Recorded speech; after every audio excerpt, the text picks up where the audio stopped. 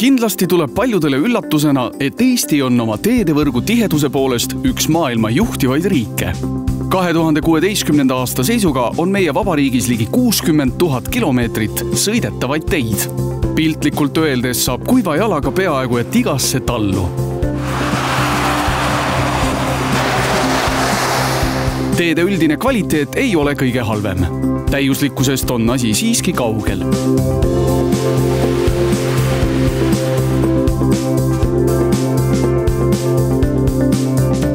No nii, ja nüüd ongi paha inimene ütleks ka, teate, teie teed sellepärast vajuvadki, et ei mõõda ju mitte midagi. Te ei kontrolli midagi. Need elastusmoodulid, mis on sinna kontrolliks pandud ja mis peaksid nagu tihedust näitama, ega nendel ei ole tegelikkusega mingit tegemist. Kapis on 86. aasta üleliidulise teede projekteerimise juhendi valem. See 86. aasta oma 72. aastast ja aastal 2001 venelased loobusid.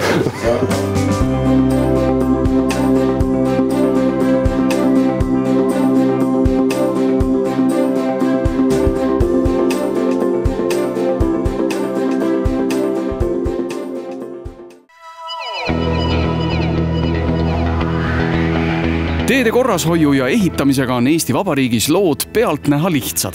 Eratee eest kannab hoolt omanik, kohalike teede eest omavalitsus ja riigiteede ehituse ning hoolduse eest vastutab Maanteeamet. Kuid vaatamata sellele, et meil on olemas tänapäevane tehnoloogia ning juurdepääs piiritagusele know-how'le, on meie teede katete eluiga endiselt liiga lühike. Meie teed ja tänavad lagunevad ikkagi kiiremini, kui me jõuame neid remontida.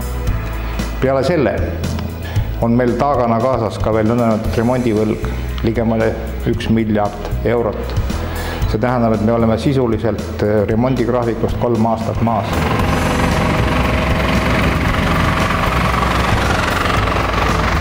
Kui teede piirvanuseks peetakse 20 aastat, siis täna on kõrvalteede ja kohalike omavalitsuse teede tänavate katendite vanus kasvanud vastavalt 21 ja 30 aastani.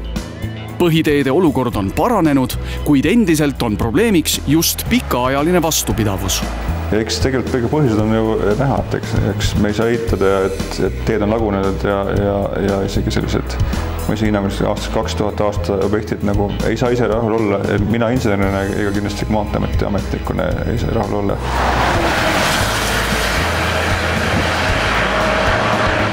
Aga kuhu siis koer maetud on? Kas tee kasutajad on muredega üksi või vaevavad meie teede ja tänavate lühikesest elueast tulenevad probleemid ka teede ehitajaid endid? Seoses sellega, et Tallinna linn otsustas üle minna uuele tüüpkatendite teede ehitussüsteemile, toimus 2016. aasta märtsis ümarlaud, millest võtsid osa nii teadlased, tee-ehitajad kui ka Maanteeameti spetsialistid. Sellega selles osas võite te ju nõustuda, et igavest kestvat teed tänavat vist ei ole võimalik teha. Teoreetiliselt on, aga mis ta siis maksab?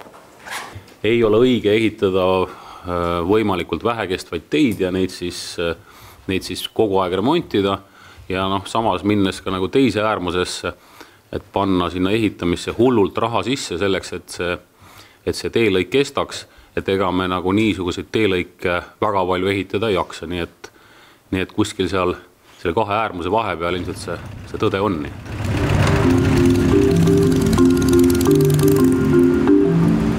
Aga ehk ei olegi Eestis võimalik korralikke teid ehitada. On ju igaüks kuulnud legendi sellest, et meie teed on Soome ja Rootsi omadest kehvemad just tänu aluspinnasele. See on savine ja vesine ning kivikõva graniitpõhja siin ei leidu ja graniitkillustikkugi kasutatakse teede aluskonstruktsioonides pigem harva. Tallinna Tehnika Kõrgkoolis ja Tehnokeskuses tehtud uuringud on näidanud väga selgelt. Korrektselt hästi projekteeritud ja ehitatud teekonstruktsioonis töötavad vaekivi killustiku kihid sama hästi kui graniitkillustik. Sisuliselt on ju nõuded teedeehitusele ikkagi samasugused. Nii et seetõttu ei saa me väita, et Rootsis ja Soomes oleksid nagu tugevamad aluspinnased, ka seal ehitatakse teid nõrkadel aluspinnastel. Et pigem on ikkagi lahendus selles, et on vastavad nõuded, teede konstruktsiooni paksus on vähemalt 1,5 meetrit, nii et selle koha pealt ei saa kunagi väita, et Eestis on mingisugused teistsugused olud. Kindlasti tuleb paljudele ka üllatusena, et Soome ja Rootsi teede parema kvaliteedi saladus ei peitu graniidis. Asi on hulga lihtsam. Nende asfaltikiht on 3/3 võrra paksem. Oleme tõesti võrranud Soome-Rootsiga. Tuleb tunnistada, meiega tegelikult on õhemad, jah. Aga milles siis asi? Miks ei võiks me võtta eeskuju oma põhjanaabritest? Jah, et Maanteeamet oma tegevuskavas on läinud seda teed, et säilitusremont on see põhiline, et uute teede ehituseks ei jagu vahendid. See tähendab seda, et Maanteeameti võimalused tegutseda on piiratud. Piltlikult öeldes on tegemist lõputu küünlapäevaga. Ühes otsas saab remont valmis, kui teises otsas juba lapitakse. Lahendus peituks kogu teehoiuprotsessi ülevaatamises. Kõik sõltub sellest, et milline on rahaline võimalus, kus on rahakott, kas on võimalik laenu võtta, kas sa pead tegema jooksvast eelarvest teed korras hoidma. See on täiesti valikut küsimus ja hetkel Maanteeametil on võimalik olemas olema eelarve põhjal toimetada laenuvõtmist me Kose-Mäo objektil ei saavutanud. Nii et Maanteeamet täna peab lähtuma sellest, mis seal on, peab oma teedevõrga 6500 km korras hoidma sama raha, et liikel rahul oleks. Selleks, et Maanteeamet saaks ehitada vastupidavamaid teid, on tal vaja lisavahendeid. Siis hakkavad pikaajalises plaanis ka remondikulud vähenema. Eesmärgiks peaks olema just suurendada teeremondi vahemikke. Läbi selle me vähendame ju tee omaniku kulutusi kui ka tee kasutaja kulutusi. Näiteks Mäo sõlme remont on juba toimunud, kuigi tee ise on vaevalt 5 aastat vana. Ja ka näiteks Tallinnas on ikka väga palju probleeme just nende sagedaste tänavate teede sulgemisega, mis on seotud tee remontimisega.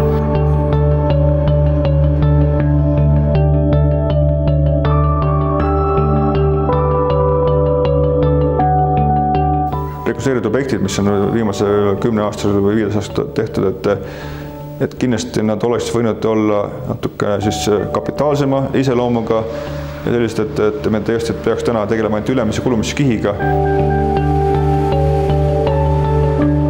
Täna ma ei saagi öelda, et meie katendid tegelikult oleks väiksemad ja nõrgemad, kui me korralikult välja ehitame, siis nad peavad ka vastu. Aga mis tähendab korralikult välja ehitama? Kas midagi tehakse siis tahtlikult valesti? Nõukogude ajal juhtus teede ehituses tihti seda, et nii mõnigi koorem killustikku või liiva leidis suitsuvorsti või viinapudeli eest omale uue omaniku. Täna tuleb sellist asja harva ette. Kuid teede ehituses kummitab hoopis üks teine tolle ajastu vaim. Selle kummituse nimi on kapp. Lihtsustatult on kapp Nõukogude Eesti juurtega teekatendite kihtide paksuse arvutamise programm, mida tee-ehituses usinalt tänaseni kasutatakse. Kapis on 86. aasta üleliidulise teede projekteerimise juhendi valem. See 86. aasta oma on 72. aastast ja aastal 2001 venelased loobusid sellest. No kui teede projekteerimine toimub 30 aastat vanade Nõukogude Liidu normide järgi ja selle aja jooksul on meil masinad muutunud raskemaks, liiklusintensiivsus on muutunud suuremaks kordades, siis ei pruugi need vanad normid, see vana kogemus enam häid tulemusi anda. Selle peale või selleni jõudsid venelased juba aastal 2001, kui nad oma normid ümber vaatasid.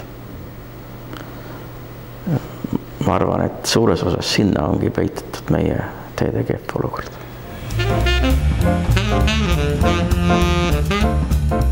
Kui ENSV-s oli auto omamine luksus, siis tänapäevases Eestis on hoopis teised lood. 2013. aasta seisuga oli Eestis 1000 elaniku kohta 478 sõiduautot.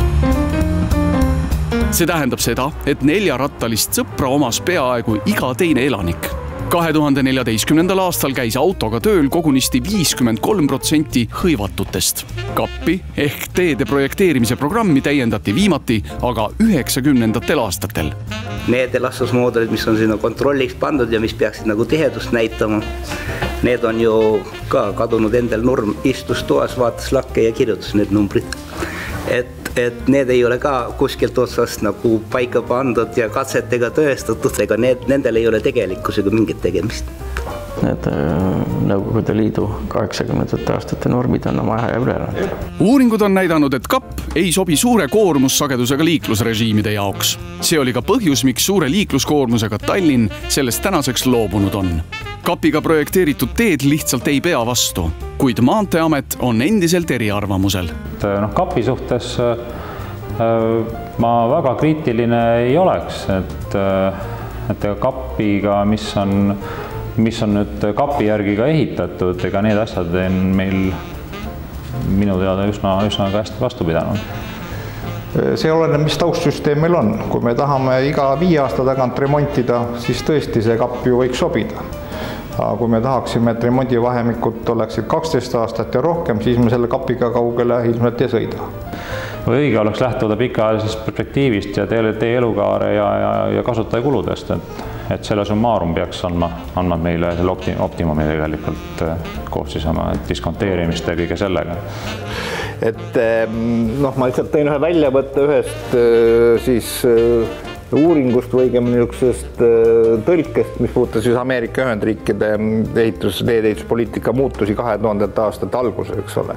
Nad on siis see ei ole midagi uut, LLP kontseptsioon, mis on, see on long life payment, eks ole. Et püütakse leida siis sellist optimumi, kus oleks võimalikult vähe siis teehoidu või tehnohoidu, eks ole. See tähendabki seda, et tegeletakse siis tegelikult siis selle katendi ainult nagu ülemisi, konstruktsioon peab nii tugev olema, et on vaja tegeleda ainult katendi ülemise kihiga, eks ole. See on niisugune jäme formuleering selle asja juures, eks ole. Eestis hakatakse uue tee ülemise kihiga tegelema juba 5. eluaastal, kui tekivad pikiroopad, mille sügavus on pahatihti üle 2 sentimeetri.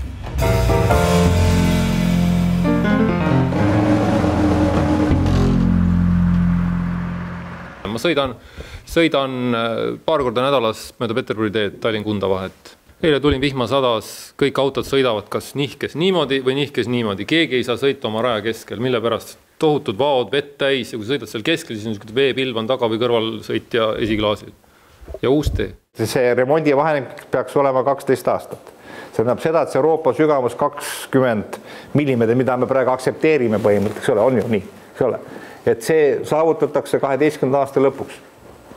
Siis on okei. Võiks nii väita, eks ole. Ma räägin siis selle Euroopa sügavus sõltumata kulumisest, vaid kõik siis kompleksselt vaadatuna, eks ole. Pikiroobaste parandamine ehk remiksimine on teedehituses igapäevane nähtus. Sellel on aga mitmeid puuduseid. Kate ei ole tasane ning ühenduskohad on erinevate haarde omadustega. Saksamaal näiteks on selline roobaste remiksimine keelatud. Pikiroobaste tekkepõhjuseid on mitmeid, kuid oma roll on siin ka naastrehvidel. Kui korra on juba need kulumisjäljed sinna tekkinud, siis tavaliselt nendesse samadesse jälgedesse hakkab siis kogunema ka vesi. Ja jõuame nagu tegelikult sellise looduses toimuva kulumiskindluse katseni. Jah, naastrehvid, märgtee kate. On meil, vabandust, Maanteeameti härrasmehed, on meil naastrehvide kohta mingi tõsiteaduslik uurimine? Meil on ainult teada seda, palju meil Eesti teedel enam-vähem on, need andmed pärinevad 2007. aastast. Aga seda dünaamikat olete te jälginud? Dünaamikat on uurinud soomlased ja rootslased väga hästi. Ma saan aru, et me võiksime sealt kasutada, aga... Me võtame selle seisukoha, et kui keegi kuskil midagi uurina on, siis me ei peaks nagu ise sinna raha enam alla panema. Kindlasti aitaks naastrehvide kasutamise vähendamine mingil määral takistada teede liiga kiiret kulumist, kuid siin on üks suur aga. Nimelt on naastrehvidel täita üks oluline ülesanne. Asfaltkatte karestamine. Naastrehvide keelustamise korral peaks teehooldajad ise liialt libedaid teekatendeid karestama hakkama. Ma arvan, et riigimaanteel siiski lähiajal me ei jõua naelkummide keelamiseni. Nii et me ilmselt jätkame naelkummidega ja me peame nende kulumisroobastega tegelema. Tore. Aga millised on siis vastumeetmed? 70% roobastest, et kui me jätame nüüd asfaldi enda probleemid välja, 70% roobastest, mis me tee peal näeme, välja arvatud asfalt, on tingitud killustikukihist. Siis ei tohi ju teha asfaltit. Nii et ükski tegelikult... Mul on kindel vastus sellele. Mis te teete seda jama sinna kokku? Teete remontida või? Ja tegelikult... Siin tuleb betoon tee teha ju. Betoontee on idee ja ma arvan, et majanduslikud arvutused on betoonteede puhul läbi tehtud. Betoon tasandab koormusi loomulikult palju paremini kui elastne katend ja betoonkate. Et kui me Peterburi teel välja võtsime, et killustik aluses proovid, siis ütleme, et tema purunemine on minimaalne. Los Angeles väärtusega 28 selle killustikul, korralik killustik ja selle seisund oli väga hea. Ja kindlasti betooni all ta saab vähem kahjustada, kui ta teeks seda asfalt-betoonkatte ja betoonkattega katendi all. Aga mis on nagu minu arvates probleemi uba, nüüd vabandan, kui ma kellegi liiga teen või oma teadmatusest, minust keegi selle optimumi otsimisega ei tegele. Et kõik on justkui põhjendame sellega, et meil ei ole raha, et me oleme nii harjunud tegema, teeme nii. Maailmas on tohutult palju erinevat kogemusi ja know-how'd, mis on seotud betoonteedega. On nii negatiivsed kui ka positiivsed. Et pigem siin on nagu selline suure pildi vaatamine, kus teha, mida teha, millest teha. Kindlasti on väga palju häid kohti, kus ta on ideaalne, võib-olla isegi ainumõeldav lahendus. Viimane tõsisem betoontee Eestis valmis 1967. aastal. Tegemist on teega, millest tänaseks on säilinud 2 kilomeetri pikkune lõik Peterburi maanteel. Betoontee ehitamise idee tuli ENSV Siseministeeriumi maanteede valitsuse ülemalt Walter Klaussonilt, kellest hiljem sai peaminister ehk Eesti NSV ministrite nõukogu esimees. Ta oli oma hariduselt teedeinsener, sõjaväes oli ta olnud Saksamaal ja ka teedealal ja ju ta oli kogemusi ja teadis betoonist, betoonteedest. Betoon ise võib öelda, et oli väga hästi vastu pidanud. Betooni omadused olid väga head, et survetugevus hinnatuna siis nagu naastrehvide ja kogu selle viimase 20 aasta naastrehvide perioodi peale 20 millimeetrit kuni 20 millimeetrit kulumist on ju väga hea tulemus. Kõigest 2 sentimeetri sügavune kulumisjälg 50-aastasel teel on väga hea tulemus. Kuid see oli vaid üks põhjustest, miks Tallinna linn 2016. aastal betoontee katselõiku ehitama hakkas. Me koos käisime siis Saksamaal koos kommunaalametiga, käisime uurimus, kuidas betoontee ehitus on siin ühel sügisel ja saime palju tarkust sealt juurde ja siis hakkasime seda tarkust kasutama.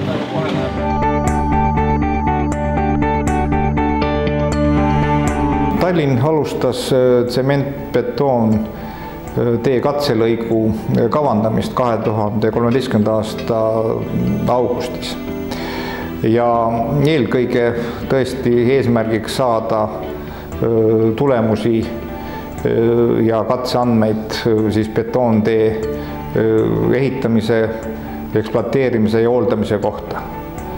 Ja kogu see protsess sai viidud läbi klassikalisel meetodil, kus tõesti võeti üle teatud kogemused siis lähiriikidest, samuti rajati teatud väiksed testlõigud Tallinna bussipeatustes ning kasutati siis ehitamiseks ka Saksa alltöövõtjad, kellel olid siis täielikult kogemused, kuidas seda betoonteed rajada.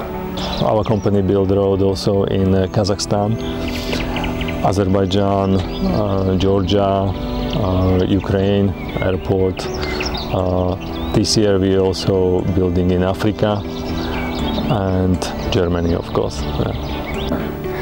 Tänaseks on tsementbetoonteede ehitamisel toimunud suured tehnoloogilised muutused. Ja me Eestis saame just kasutada eelkõige Saksamaa, Hollandi, Rootsi, ka USA, Alaska osariigi vastavaid kogemusi, kuid samas me peame arvestama ka oma teatud eripärasid. Seetõttu on vajalik ikkagi ise katsetada ja proovida ja seda teed oleme ka läinud. Nõuete kohaselt ehitatud betoonkatte eluiga on üle 40 aasta. Kõige rohkem aga räägivad betoonkatte kasuks just hooldekulude vähesus ning teekasutajate suurem sääst võrreldes asfaltkattega.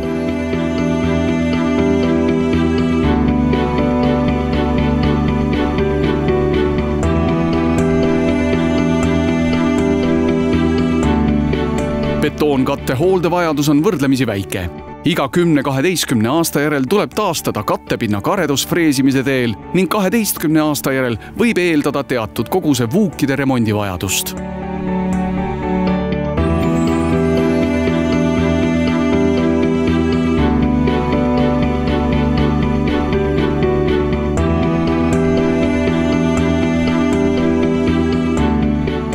Tsementbetoonteede puhul saavutatakse teehoiukulutuste vähenemine võrreldes asfaltbetoonkattega teedega kuni 30%.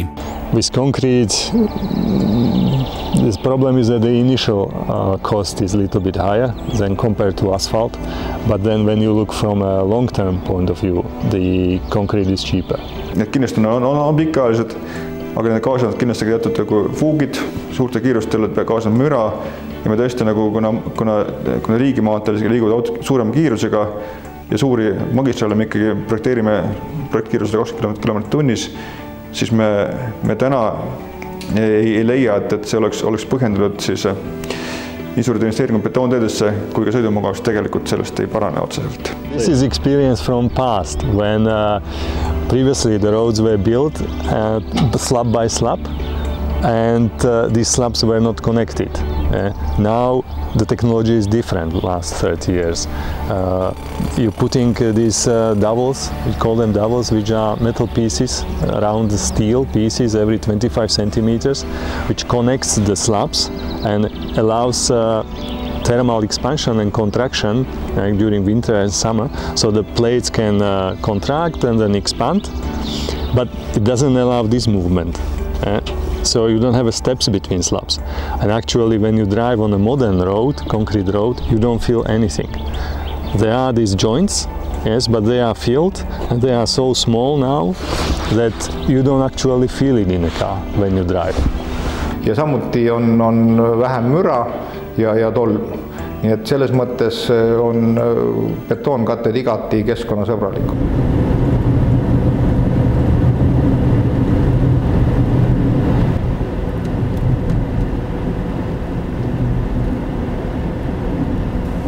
Austraalias võib-olla 90% teedest, kiirteedest on see plain concrete, mis on... mis me ka tahame teha, ju. Paldiski maantee betoontee katselõigu ehitamisele aitas nõuga kaasa Austraalia betoonteede isa, väliseestlane Arvo Tinni. Ja meie aga teeme ainult 4,2 meetrit pikad. No me võtsime 4,5. Sobib, eks ole. Kui see plaat omaette siin keerab, eks ole, öösel ja päeval niivisi. Mida lühem see plaat, seda vähem ta... Seda vähem keerab, eks ole. Ja mis juhtus oli see, et need suured, need tulid... Sealt välja. Töötast ennast välja.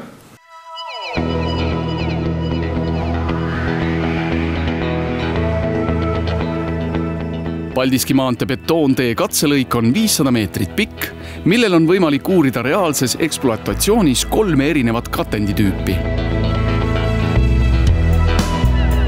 See on niisugune proovitöö, mis võib tagada niisuguse otsustus- ja mõttekäigu, et niisugustel tänavatel ja teedel, kus ei ole võrkusid teede all, on võimalik seda rakendada mujalgi, eks ole, kui me küsime, et kus seda võiks Tallinnas teha, siis jutuks on olnud meil kas Peterburi tee või Laagna tee, küllalt mastaapsed suure mahuga tänavakoridorid ja kui nüüd mõelda sellele, et me ei peaks tegema just teehooldusele nii palju kulutusi. Iga asja stardi juures peab alati mõtlema mitte ainult selle hetke investeeringule, aga ka sellele kulule, nii füüsilisele kui rahakulule, et mida see toob kaasa. Täna on üks juhtivatest betoonteede ehitajatest Ida-Euroopas Poola. Poland government likes the concrete quite a lot. They discovered it like 5-6 years ago when they were building infrastructure for this football European Championship. And since then they built many kilometers of concrete. Riigikogus toimunud betoonteede konverentsil teatasid poolakad, et lisaks olemasolevale kavandavad nad juba lähitulevikus veel 800 kilomeetrit betoonteid suure koormusega teedele. Et me tunnistame, et Maanteeamet ei ole olnud betoonteedega kõige ütleme hurraaga võib-olla kaasa minev ettevõte, aga me poolakad käisid meie konverentsil ja ütles, et 5000 veoauto tööpäevas, raske tööpäevas on see minimaalne prognoositud piir, millest alustatakse siis nagu betoonkattede ehitust. Samas ei tahaks siiski nõustuda Maanteeameti seisukohtadega. Eestil oleks ikkagi piiriks raskeveokite siis ööpäevane koormussagedus kuskil kuni 2000 raskeveokit. See eeldab ööpäevast liiklussagedust kuskil 20 000. Eelkõige puudutab see meie peamagistraale, siis Tallinn-Narva, Tallinn-Tartu, Tallinn-Pärnu. Samuti on väga suured liiklussagedused ja koormussagedused Tallinna ringteedel ning samuti Tallinna põhimagistraalidel. Et kokku võiks siin lähiaastatel selline maht, mida võiks kasutada betoonteede ehitamiseks ligemale 500 kilomeetrit. Millist nõu annavad poolakad oma Eesti kolleegidele? Everybody who has less money should build a better road and spend less money for maintenance, and people will be satisfied users, road users long time.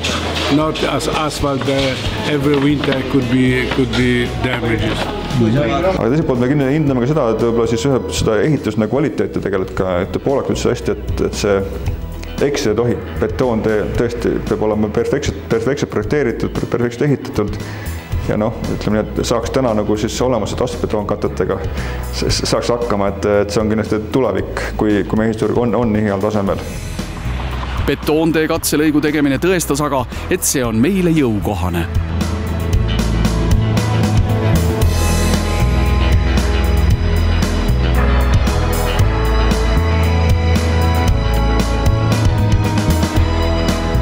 Siin ei tule ühtegi löökauku järgmise 40 aasta jooksul. Nii et see teeb kohe linnavalitsusele põntsu selle löökaugude parandamiseks. Ma võin seda garanteerida. 40 aasta jooksul midagi juhtub. Kui on juhtunud, siis helista mulle 40 aasta pärast.